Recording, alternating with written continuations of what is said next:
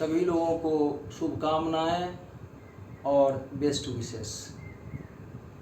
आप लोगों के अनुरोध पर, आप लोगों की मांग पर हम राजस्व कर्मचारी के लिए, राजस्व संबंधी विषयों के लिए एक नई श्रृंखला शुरू कर रहे हैं। आप लोगों ने ऐसा अनुरोध भी किया था। आज हम बात करते हैं दाखिल खारिज की। राजस्व कर्मचारी के महत्वपूर्ण कार्यों में दाखिल खारिज भी शामिल है। जैसा कि आप जानते हैं कि हल्का के सभी राजस्व कार्यों को संपादित करने का दायित्व हल्का कर्मचारी का होता है। इसी क्रम में लगान वसूली और दाखिल खारिज दो महत्वपूर्ण विषय हैं, जो महत्वपूर्ण कार्य हैं, जिनका संपादन अन्य कार्यों के अतिरिक्त राजस्व कर्मचारी को करना होता है। दाखिल खारिज पर हम बातें करें, इससे पहले मेरा अनुरोध होगा कि यदि आपने अब तक मेरा चैनल श्याम सविता केपुर सब्सक्राइब नहीं किया है तो वीडियो अंत होने के 1-1.5 मिनट पूर्व स्क्रीन पर मेरा फोटो आएगा, उसको आप पुश करें और सब्सक्राइब का विकल्प आने पर सब्सक्राइब करें, लाइक करें और अच्छा लगे तो अपने दोस्तों और सहयोगियों के साथ उसको शेयर भी करें। अब पुनः लौटते हैं दाखिल खारिज की ओर। दाखिल और खारिज, जैसा कि नाम से ही स्पष्ट है कि जो बेचता है या जो ज़मीन का अंतरण करता है उसके नाम से खारिज, और जो खरीदता है जिसके नाम से नई जमाबंदी का सृजन होता है उसके नाम से दाखिल। इसे म्यूटेशन कहते हैं, इसे अधिकार अंतरण भी कहते हैं, और इसे जो क्रेता हैं जिनके नाम से नई जमाबंदी का सृजन होता है उसके नाम से नई जमाबंदी का निर्माण भी करना कहते हैं। अभी बिहार में बिहार दाखिल खारिज अधिनियम 2011 और बिहार दाखिल खारिज नियमावली 2012 के आधार पर दाखिल खारिज किए जाते हैं। उसके बाद कुछ संशोधन भी हुए हैं। हाल में 2021 में भी एक संशोधन हुआ है, जिसके बारे में हम आपसे बात करेंगे। दाखिल खारिज के आधार होते हैं जैसे रजिस्टर्ड बिक्री, रजिस्टर्ड विनिमय, रजिस्टर्ड दान पत्र, आपसी पंचनामा बंटवारा, जो सीलिंग की ज़मीन मिली है किसी को, योग्य परिवार को,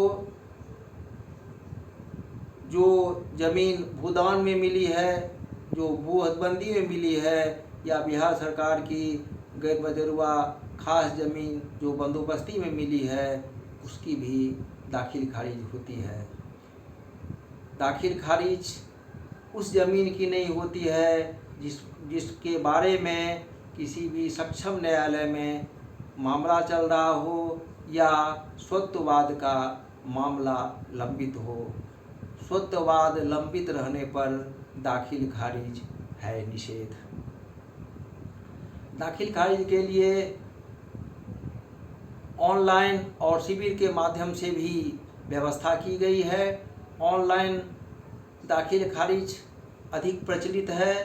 ऑनलाइन दाखिल खारिज करने के लिए आवेदन या याचिका ऑनलाइन दाखिल करना पड़ता है और साथ ही जो रिलीवेंट दस्तावेज हैं, जो सुसंगत दस्तावेज हैं, उन्हें भी संलग्न करना पड़ता है।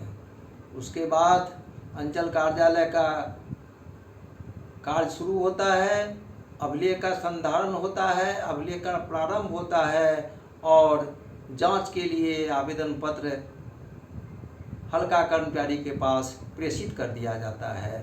अब काम शुरू होता है राजस्व कर्मचारी का, हल्का कर्मचारी का। उनको स्थल पर जाना होता है, यह देखना होता है कि क्रेता को जमाबंदी कैसे मिली है, बिक्री से, क्रय से मिली है, विनिमय से मिली है, दान से मिली है, आपसी पंचनामा बंटवारा है, अथवा बिहार सरकार की ज़मीन बंदोबस्ती मिली है, सीलिंग की ज़मीन मिली है, भूदान की ज़मीन मिली है, या न्यायालय के न्याय निर्णय के आधार पर उन्होंने दाखिल खारिज के लिए आवेदन दिया है। पूर्णतः संतुष्ट होने के बाद हल्का कर्मचारी को यह भी देखना है कि वह प्रश्नगत जमीन पर रैयत का, आवेदक का दखल कब्जा है अथवा नहीं, किसी प्रकार का विवाद तो नहीं है, टैटी सूट तो नहीं चल रहा है। सारी बातों से संतुष्ट होने के बाद उनको एक रिपोर्ट लिखना पड़ता है, एक प्रतिवेदन वे देते हैं जिनमें वे लिखते हैं कि मैंने स्थल जांच किया, जमीन जमाबंदीदार या खतियानी रैयत या खतियानी रैयत के वारिसान के द्वारा बिक्री की गई है और ज़मीन हर प्रकार के विवादों से मुक्त है। साथ ही यह ज़मीन के राजस्व हित में दाखिल खारिज की अनुशंसा हल्का कर्मचारी को करनी होती है। हल्का कर्मचारी के प्रतिवेदन का सत्यापन अंचल निरीक्षक के द्वारा होता है। तत्पश्चात अंचल अधिकारी के लॉगिन में वह प्रतिवेदन जाता है और अंचल अधिकारी को आम और ख़ास सूचना निर्गत करना होता है। आम और ख़ास सूचना की अवधि 14 दिनों की होती है। यदि 14 दिनों के अंदर कोई किसी प्रकार की आपत्ति प्राप्त नहीं होती है तो अंचल अधिकारी द्वारा अभिलेख में इस बात का उल्लेख किया जाता है कि किसी प्रकार की आपत्ति निर्धारित समय सीमा के अंदर नहीं प्राप्त हुई, अतः दाखिल खारिज की स्वीकृति दी जाती है। यहाँ यह उल्लेखनीय है कि दाखिल खारिज के आधार पर जो रसीद करती है वह रसीद प्राइमरी एविडेंस नहीं है, प्राइमरी डॉक्यूमेंट नहीं है, प्राइमरी डॉक्यूमेंट डीड है और रसीद सेकेंडरी एविडेंस है। लेकिन इतना अवश्य है कि जब दाखिल खारिज होने के बाद रैयत के नाम रसीद कट जाती है तो रैयत में एक आत्मगौरव का अनुभव आता है, एक स्व की भावना होती है। उनको इस बात की संतुष्टि मिलती है कि उस ज़मीन जिसका वह जो दावा जिस पर करते हैं उनकी रसीद उनके नाम से कट रही है। अब आती है आपत्ति की बात। यदि आम और खास सूचना निर्गत होने के बाद किसी प्रकार की आपत्ति प्राप्त होती है तब अंचल अधिकारी का यह दायित्व होता है कि वह संबंधित पक्ष को सुने और विधिवत सुनवाई के बाद पर्याप्त अवसर देने के बाद एक मुखर आदेश पारित करे। यदि दाखिल खारिज की स्वीकृति दी जाती है तो 4 प्रतियों में शुद्धि पत्र का प्रावधान है। एक प्रति रैयत को अथवा आवेदक को भी दी जाती है और शेष जो प्रति है उसमें से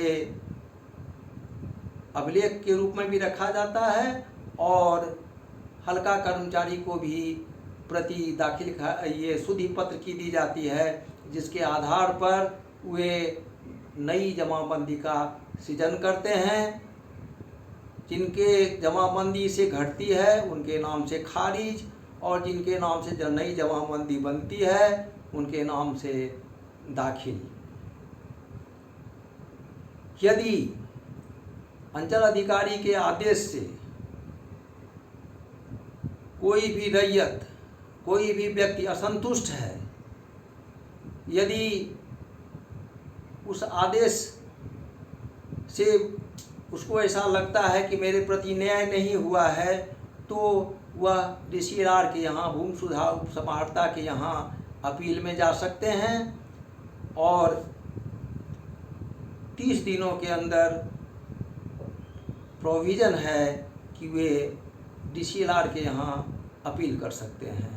यदि DCLR के आदेश से भी वे अगर विक्षुब्ध हैं, यदि असंतुष्ट हैं, तो अपर समाहर्ता और समाहर्ता के यहाँ भी रिवीजन का प्रोविज़न है। एक बात और, बिहार दाखिल खारिज अधिनियम 2011 की धारा 9 के अनुसार अपर समाहर्ता को जमाबंदी रद्दीकरण की शक्तियाँ प्राप्त हैं।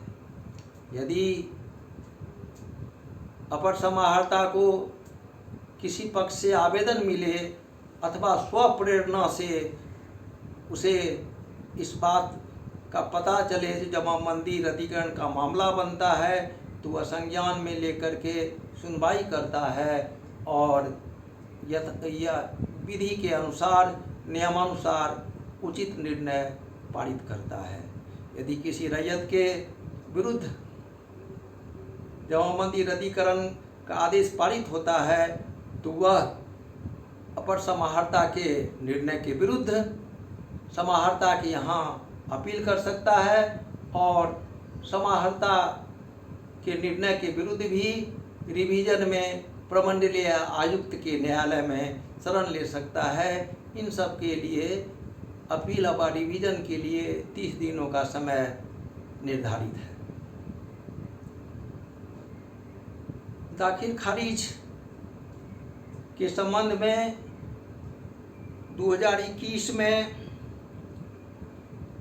एक संशोधन हुआ है, जिसके आधार पर आवेदन के साथ प्री म्यूटेशन स्केच अनुलग्नक के रूप में संलग्न करना है, और यह भी व्यवस्था की गई है कि रजिस्ट्री होते ही, जमीन की रजिस्ट्री होते ही स्वो मोटो स्वतः दाखिल खारिज की प्रक्रिया आरंभ हो जाएगी।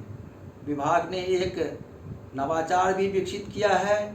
परिमार्जन पोर्टल के नाम पर यदि नाम, लगान, खेसरा, चौहद्दी आदि की समस्या हो या दाखिल खारिज के समय त्रुटि रह गई हो, जमाबंदी में सुधार की आवश्यकता हो, तो रैयत, आम जनता